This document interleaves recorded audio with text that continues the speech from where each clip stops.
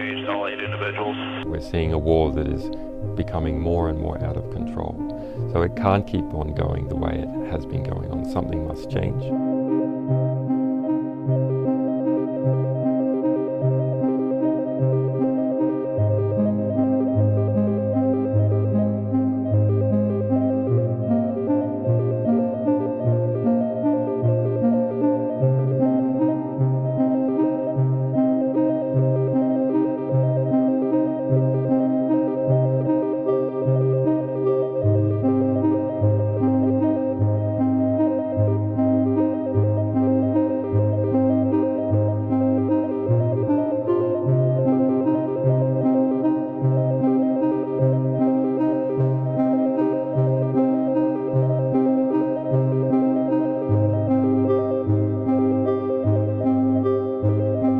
Les alertes sur la santé de Julian Assange se multiplient.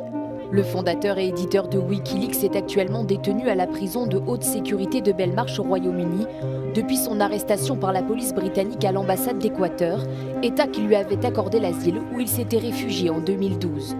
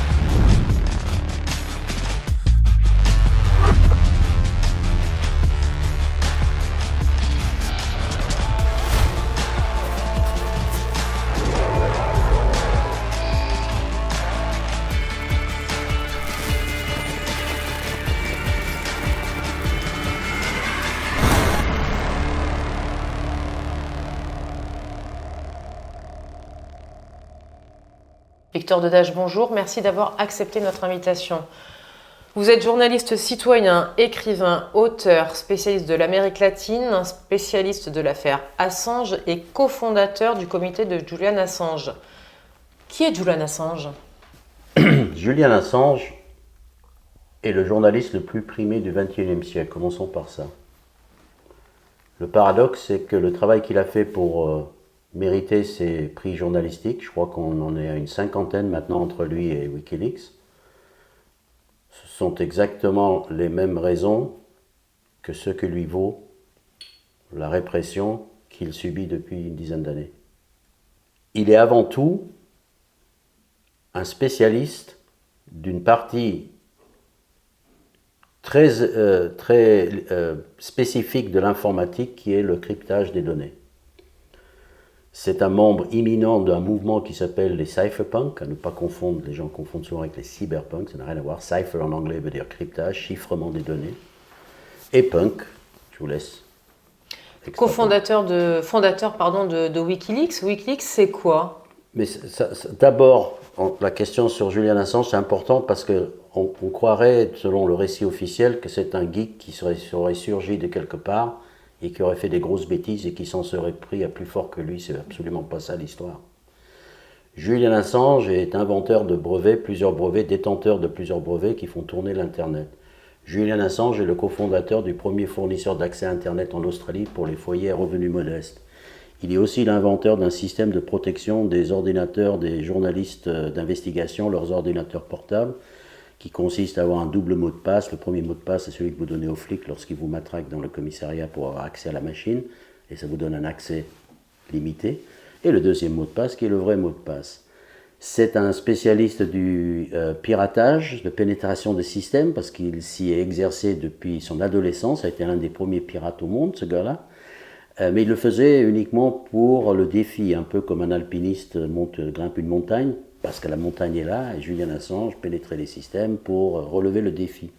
Juste, Il disait que c'était comme se tenir au milieu d'une cathédrale la nuit tout seul. Il ne cassait rien. D'ailleurs, souvent on dit qu'il réparait même certaines choses en passant et qu'il laissait des petites notes. S'il vous plaît, n'appelez pas la police. Il a aidé la police australienne à démanteler des réseaux de pédophiles à plusieurs reprises. C'est quelqu'un que s'il avait voulu frapper à d'autres portes, choisir une autre vie, il serait probablement un milliardaire aussi dans le Silicon Valley, vivant à côté d'escrocs notoires comme Zuckerberg, le fondateur de Facebook, etc. Donc, c'est pas n'importe qui, Julian Assange. D'accord, c'est très intéressant ce que vous dites. C'est important parce que seul Julian Assange pouvait faire ce dont nous allons parler. D'accord. Wikileaks. On va parler de Wikileaks, permettez-moi simplement un instant. C'est également un très grand journaliste. Est-ce que vous pouvez nous le présenter, s'il vous plaît? Il est devenu un très grand journaliste. En fait, il est d'abord devenu un très grand altruiste. C'est son altruisme qui l'a poussé à faire quelque chose. Et ce quelque chose, c'est partant d'un constat. Julian Assange a décidé de créer Wikileaks lorsqu'il a constaté que les grandes manifestations de 2003 contre la guerre en Irak n'ont pas réussi à arrêter la guerre. C'était les plus grandes manifestations de l'histoire de l'humanité. N'oublions pas. Et partant de ce constat, obsédé par des questions de justice, d'impartialité, de paix, un anti-guerre total, Julian Assange, il dit qu'est-ce qu'il nous reste à faire puisque les manifestations ne servent à rien, les pressions auprès des politiques ne servent à rien, qu'est-ce qu'on peut faire? Il part d'une idée que puisque les guerres sont déclenchées par des mensonges, et on l'a constaté notamment en Irak et ailleurs, eh ben, probablement la paix peut être préservée par la vérité. C'est son point de départ. Dans un contexte post-11 septembre 2001, il va faire un pari qui est assez extraordinaire, mais pour expliquer son pari, et pour expliquer l'idée qu'il a eue, qui est d'une simplicité, qui est la beauté de l'évidence en fait, c'est les idées les plus simples qui sont les plus efficaces. Moi, ancien informaticien que je suis, j'applaudis et j'admire encore aujourd'hui ce qu'il a fait. Son idée est d'offrir un moyen d'expression aux lanceurs d'alerte, d'accord? Mais s'agissant de questions de guerre, donc de vie ou de mort, on a affaire à des psychopathes. La seule véritable protection d'un lanceur d'alerte, c'est l'anonymat. Vous ne protégez pas un lanceur d'alerte avec des lois. Aucune loi ne protège un lanceur d'alerte de 2 balles dans la tête, comme c'est arrivé.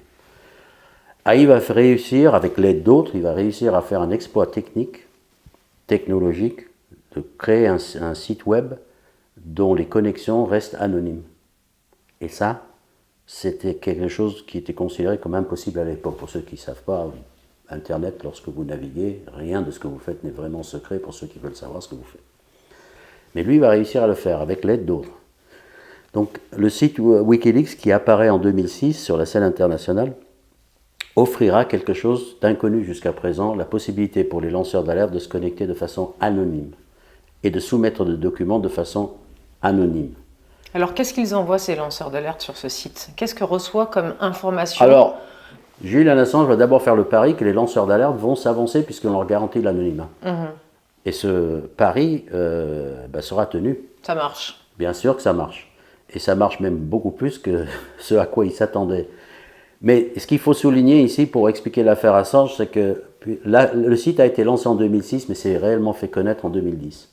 Mais il faut savoir que dès 2007, le Pentagone avait déjà commandité un rapport sur la dangerosité de Wikileaks. C'est-à-dire que ceux d'en face avaient déjà reniflé le danger qu'allait représenter Wikileaks et qui allait se confirmer avec le temps. Donc si nous ne l'avons pas perçu tout de suite, et même aujourd'hui encore on ne le perçoit pas dans l'opinion publique, je vous assure que ceux d'en face l'ont compris très vite. Parmi les caractéristiques, parce que ça ne suffit pas de garantir l'anonymat, parce qu'une fois que vous avez garanti l'anonymat, vous avez un problème d'authentification des documents. Vous ne savez pas qui vous les a donnés, vous ne pouvez pas savoir si c'est vrai ou faux. C'est ça la deuxième prouesse, et partie intégrale et indispensable de Wikileaks, c'est que Wikileaks a un réseau d'une centaine de journalistes spécialistes bénévoles qui authentifient les documents. C'est-à-dire que vous garantissez l'anonymat, mais vous garantissez auprès du public l'authenticité, si vous voulez, des documents. Et Wikileaks a d'ailleurs publié 10 millions de documents, et jusqu'à présent, aucun de ces documents n'a vu son authenticité remise en cause. D'accord, donc si je comprends bien, Wikileaks, ça peut être pris quand même comme une grande utopie entourée de grands professionnels, c'est sécuriser les lanceurs d'alerte et faire analyser par des journalistes d'investigation les documents pour les rendre, autant que faire se peut, inattaquables? Alors, on peut penser que la méthode n'est pas sûre à 100%, mais comme disent les Anglais, la preuve est dans le pudding. 10 ans plus tard et 10 millions de documents plus tard, il n'y en a aucun qui a été remis en cause. Et c'est un bilan, c'est énorme. Mais il y avait un troisième caractéristique, qui n'est pas vraiment un caractéristique, mais qui est une sorte d'engagement moral et qui va coûter très cher à Assange. Et l'engagement, il tient en une phrase, il est super simple, mais chaque mot compte. Si c'est vrai, et si ça intéresse le grand public, on publie. Pardonnez-moi, juste avant qu'on revienne, parce que ça c'est passionnant, c'est gratuit ou est-ce que Wikileaks se fait de l'argent? C'est absolument gratuit et le fonctionnement de Wikileaks coûte une fortune, c'est 200 000 $ par mois. D'accord, donc c'est vraiment une démarche d'idéaliste, des gens qui ont eu le sentiment de faire avancer le monde, de faire avancer l'intérêt général, bien sûr, en donnant au plus grand nombre de l'information qui pourrait susceptiblement j'ai utilisé le mot faire avancer. J'ai utilisé le mot altruiste tout à l'heure, c'est pas pour rien. D'accord, donc on confirme, c'est gratuit, c'est vérifié par des journalistes. Ouais. Il y a un énorme travail de journalistique effectué derrière, et c'est un modèle de journalisme inconnu. Julian Assange prétendait constituer la bibliothèque d'Alexandrie de la diplomatie moderne, une base de données ouverte aux citoyens, aux journalistes et aux historiens. C'est pas cette idée qu'on a voulu tuer à travers Julian Assange? Alors, merci pour la question. Là, je demande aux gens qui nous écoutent de faire une petite pause. Le modèle que je viens de vous décrire de Wikileaks, là, en 3 caractéristiques, ou plus 2 caractéristiques, un engagement moral, l'anonymat garanti, l'authenticité des documents garantis, et si c'est vrai, et si ça intéresse le grand public, on publie. Ce modèle que je viens de vous décrire constitue, et s'il n'y a qu'une seule phrase que vous devez retenir de tout ce que je dis, je vous demande de retenir celle-ci, parce que celle-ci, c'est celle qui va ouvrir la porte à tout ce qui suit. Ce modèle que je viens de vous décrire constitue une menace existentielle pour tous les pouvoirs corrompus.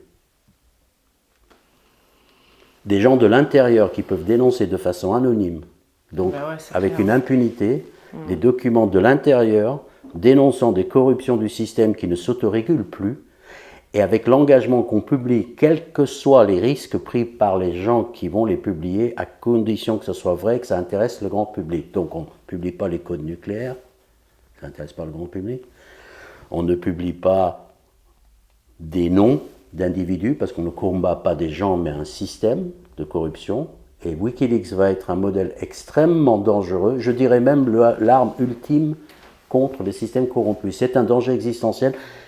Et ça a été considéré comme tel par ceux d'en face. Ce qui a été magnifiquement mené dans cette affaire, c'est la façon qu'ils ont réussi à isoler l'aventure Wikileaks, le projet Wikileaks, fabuleux projet, de l'opinion publique. On nous a fait croire que Julian Assange était un geek qui avait un hobby un peu dangereux et qui avait des mœurs un peu bizarres. C'est faux.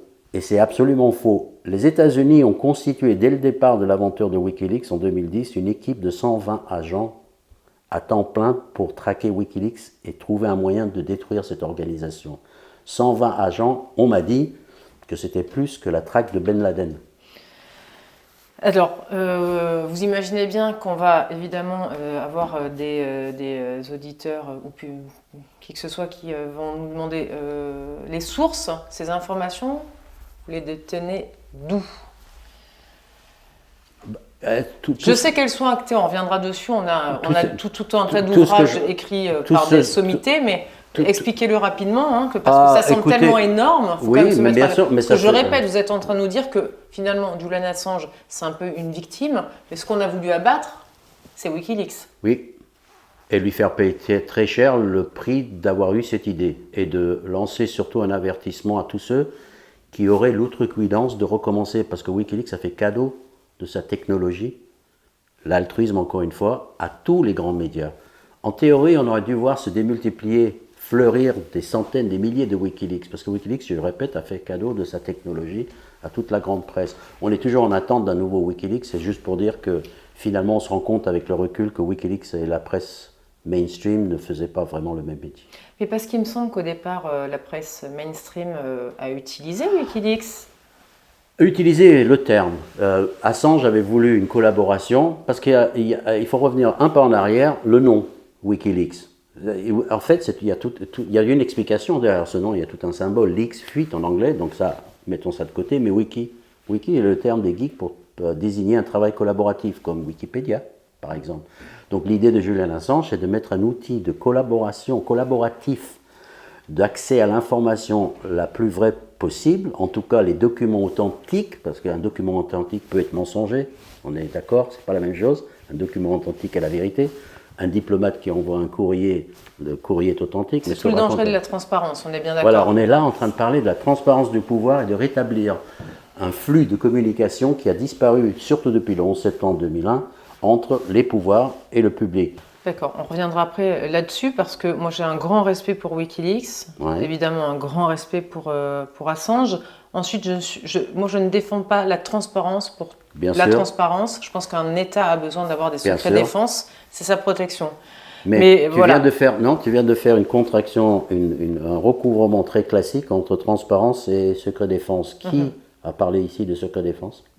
Jamais. Parce qu'on a accusé Assange d'avoir remis... On l'a accusé de plein de choses. Est-ce qu'il a mis en danger des agents? Absolument pas. D'ailleurs, ça fait 10 ans qu'on demande aux États-Unis d'avancer un seul nom. Ils en sont incapables. Ils ont eu à 2 reprises, et lors de 2 procès, celui de Bradley Manning, à l'époque Bradley Manning, et même le procès de Julian Assange, ils ont été invités à avancer un nom.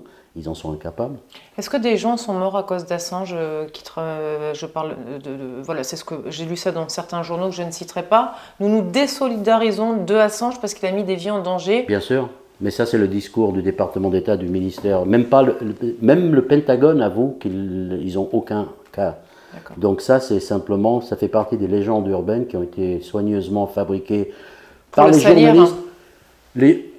Est-ce qu'on a voulu le salir à tout prix? Je pense qu'ils savaient que Julian Assange allait en prendre plein la gueule. Julian Assange le savait aussi d'ailleurs, parce qu'il y a beaucoup de fuites qui ont été fournies à Wikileaks sur ce que préparaient les gens d'en face. Parce que parmi les gens d'en face, il y a eu des fuiteurs. Donc sur le site même de Wikileaks sont apparus les emails de Stratfor qui expliquaient, Stratfor, une société privée de surveillance qu'on appelle la CIA privée, expliquait quelle était la stratégie qu'ils allaient mettre en œuvre pour détruire Wikileaks et Julian Assange. Donc comment on le sait, pour une de tes questions, c'est parce que Wikileaks l'a révélé. Donc, oui, ils ont su des lanceurs d'alerte. Les 120 agents, toute cette histoire, c'est Wikileaks elle-même qui a publié tout ça. Mais très rapidement, ils ont compris que ça allait pleuvoir sur la tête de Julian Assange, et je crois qu'ils ont très vite pris leur distance. Et je te dis bien pris leur distance pour éviter les shrapnels des bombes qui allaient tomber sur Julian Assange. Est-ce qu'on peut dire que Wikileaks a arrêté la guerre en Irak?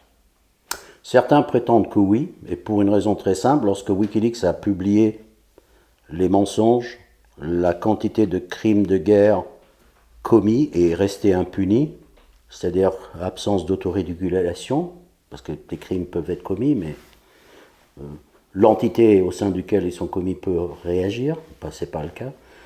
À partir d'un moment donné, la population irakienne elle-même s'est révoltée contre une situation que peu de gens connaissent d'ailleurs, que l'armée américaine, en fait, avait la garantie de non-impunité en cas de crime par le gouvernement irakien de l'époque. C'est-à-dire qu'on leur garantissait une immunité en cas de crime de guerre ou crime contre l'humanité. Quelles sont les images qui ont choqué la population irakienne et qui... Abu Ghraib, certainement. C'est Wikileaks, Abu Ghraib? Oui. En partie, mais Wikileaks a publié par exemple les révélations, je sais pas, les gens qui d'une certaine âge se souviennent des accords transpacifiques, transatlantiques, des accords commerciaux d'échange entre les différents groupes économiques à travers le monde qui étaient en train d'être négociés en secret. On allait se réveiller un beau matin et apprendre que toutes les règles d'import-export et des flux de marchandises avaient changé de règles, et ça se négociait encore une fois dans le secret, encore une fois à l'opacité des pouvoirs. On n'était même pas censé savoir que ces négociations étaient en cours. Accord transatlantique entre les États-Unis et l'Europe, et transpacifique entre l'Asie et les États-Unis.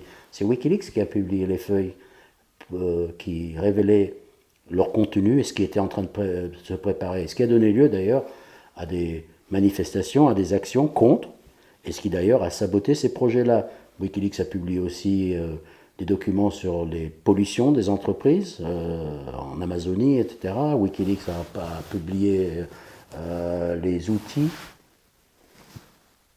de la CIA en 2017. D'ailleurs, c'est probablement ce qui lui Ce qui lui vaut l'animosité des services de renseignement américains à Julian Assange, c'est la publication en 2017 de Vault 7, c'est le titre de la publication, qui est ni plus ni moins que la publication des outils de cyberespionnage que la CIA possédait à l'époque. En gros, la possibilité de vous espionner avec votre téléphone portable même éteint. La possibilité de vous écouter à partir de votre téléviseur moderne même éteint. Et la possibilité de prendre le contrôle d'une voiture moderne à distance en appuyant sur l'accélérateur, en tournant le volant, etc. Et ça a été décrit par le directeur de CIA de l'époque, ça a été décrit comme le plus grand coup jamais porté contre la CIA de toute son histoire. Donc Wikileaks, c'était pas n'importe qui. D'accord. On accuse souvent Wikileaks de ne sortir des documents que sur les démocraties. Quel pays est-ce que Wikileaks a sorti des câbles sur la Chine? Est-ce que Wikileaks a sorti des câbles sur des régimes dictatoriaux, autoritaires? D'abord, si oui, lesquels? D'abord, il faut revenir sur cette accusation qui en soi n'a strictement aucun sens. Encore une fois, elle arrive à convaincre les gens parce qu'elle s'appuie sur un malentendu que Wikileaks serait une organisation de hackers, de pirates qui iraient chercher l'information. Non, je répète, Wikileaks c'est un journal, un média, un organe de presse qui publie ce que les lanceurs d'alerte lui fournissent. Donc la première réaction, à moins de dire que Wikileaks opérait en secret des filtres sur l'information, et ça personne n'en saura jamais rien, Wikileaks est dépendant avant tout des sources et des lanceurs d'alerte. Donc si Wikileaks ne reçoit pas des publications sur le Zimbabwe, par exemple, c'est parce qu'il n'y a personne au Zimbabwe qui a fait le lanceur d'alerte. Donc on pourrait répondre à toutes ces questions, oui, parce que personne n'a fourni des documents, point barre. Est-ce qu'on peut dire aujourd'hui que toutes les accusations relayées médiatiquement dont a fait l'objet Julian Assange, aujourd'hui on sait qu'elles sont toutes fausses? Est-ce que ce que je dis est juste ou pas? Elles sont toutes fausses. Pas de viol, pas d'agent mort à cause de... Alors, il faut être super précis, je vais revenir. Alors au début, ça dressait les cheveux sur la... Ça écorchait les oreilles lorsque je disais ça, mais Dieu merci, si je puis dire, cela a été confirmé. L'argument d'autorité, je vais pouvoir le sortir de derrière les fagots, a été confirmé depuis. Et on le savait, nous qui suivions l'affaire, nous le savions, parce que nous savons exactement ce qui s'est passé, parce qu'on l'a vécu en temps réel. Mais je vais commencer par la fin, si je puis dire, et dire la phrase qui écorche les oreilles, et je suis précis dans les mots que je choisis. Julian Assange n'a jamais été accusé de viol par 2 femmes en Suède. Si quelqu'un a l'impression d'avoir entendu le contraire, d'avoir lu le contraire, je l'invite à s'adresser à son média préféré, je l'invite à s'adresser à ses fact-checkers préférés qui, dans cette affaire, n'ont absolument pas levé le petit doigt pour comprendre quoi que ce soit dans cette affaire.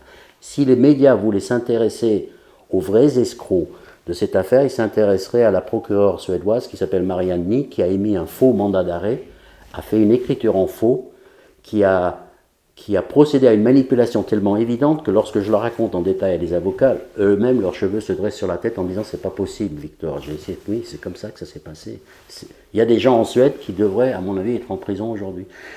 Et dans la presse aussi, qui a relayé ces informations, mais avec un joie et sans poser la moindre question, c'est l'idée que Julian Assange avait été un violeur, puis basta. Mais il n'a jamais été accusé de viol par 2 femmes en Suède. Et c'est là que l'affaire commence, si je puis dire. Lorsqu'on en est à ce point-là, de la déformation de la vérité, de la fabrication en fait d'un récit, d'une narrative, le reste, et on le verra, on l'a constaté jusqu'à dans les moindres détails, cette affaire n'a été qu'un ballet soigneusement chorégraphié pour entraîner un isolement du personnage Assange de l'opinion publique, le faire oublier, le faire disparaître. C'est la plus grande aventure médiatique du XXIe siècle, la plus primée, la plus novatrice, la plus prometteuse, la plus efficace et la plus dangereuse. Mesdames et messieurs, on vous l'a fait effacer de votre esprit, un peu comme dans le film Men in Black. Les gens, aujourd'hui, se souviennent à peine de Wikileaks, se souviennent à peine de Julian Assange. La manœuvre a été magnifiquement bien menée et devrait servir de leçon à tous ceux qui prétendent faire un journalisme moderne.